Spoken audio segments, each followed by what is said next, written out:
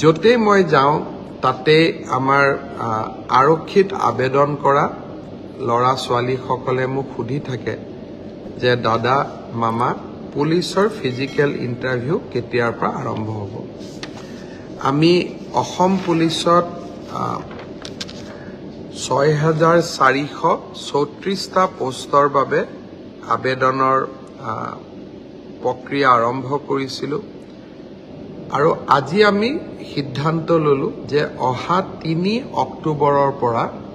পুলিচৰ physical test সমূহ আৰম্ভ হ'ব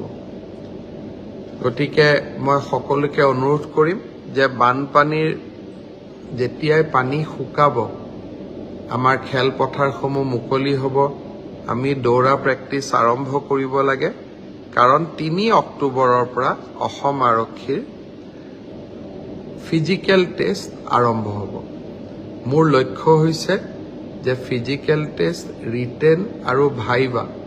তিনিওটা প্ৰক্ৰিয়া সম্পূৰ্ণ কৰি এই বিত্তীয় বৰ্ষতে আমি যাতে